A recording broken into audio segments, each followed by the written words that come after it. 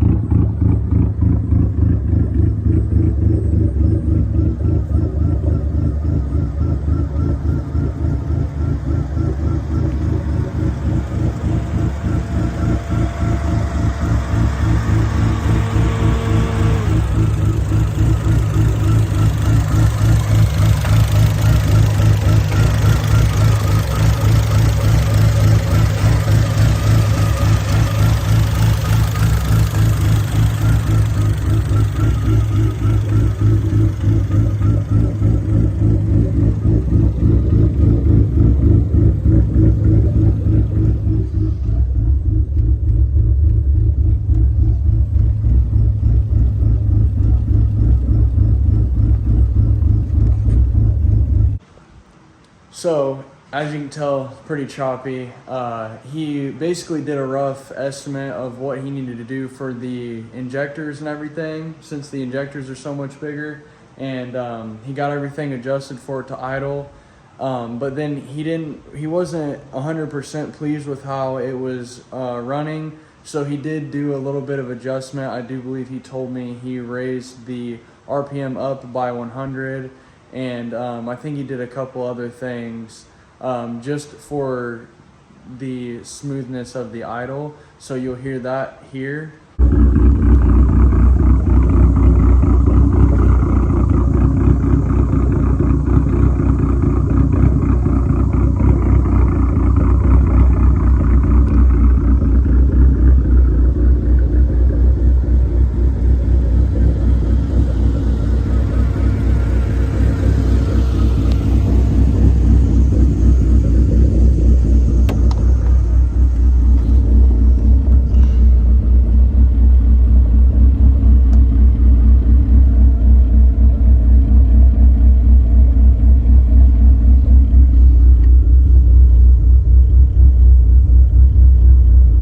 And sadly, those are the only two videos that I have for the car right now.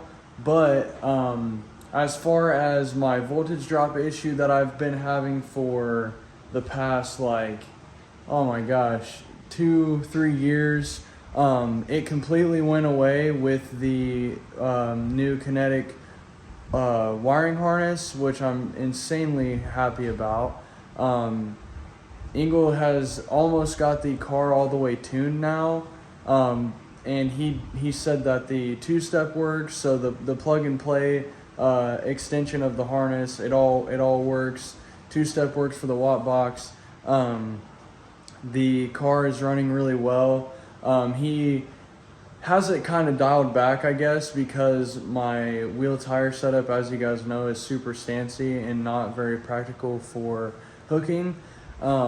So he has the timing, or quite a bit of timing, pulled out of it, just so that it would basically do all it can without spinning the tires, which is kind of upsetting. I was kind of wanting it to be at its full potential, and just roast the tires, just because I would rather do that than break axles. But I'm assuming he's done quite a few pulls to get it dialed in, and nothing has broke yet. Plus I have spacers on the front of the car, which I don't really know why. I think I had to have them when I was on coilovers, but I have more clearance with bags, so I just left the spacers on, and I added a little bit of camber to the top hat adjustments. But I think if it's not going to mess with the alignment too much, I might go ahead and take the spacer out and take out some of the camber. That way the axles aren't at as much of an angle. That way that's just less of a worry with the axles. But they are factory axles, and they're meant to, well, they've been proven to hold quite a bit of power. So hopefully I'll be fine. But that's just kind of preventative, you know, hassle, or, you know, just kind of trying to lengthen the lifespan of the axle. So hopefully here soon I'll be able to get one of my buddies to go take it out, or a couple buddies to go take it out and get some clips of the car actually driving and maybe ripping a little bit. But this is a big step. The last video seemed to have gotten a little, or quite a bit of interest. So hopefully you guys are stoked to hear the car. I think it sounds freaking sick. The first idle in the first video was a little bit more lopey, but I would rather the car be running smooth and, you know, not have any weirdness there. So like I said, whatever Engel thinks is best is what I'm going with, and that's what he wanted it at.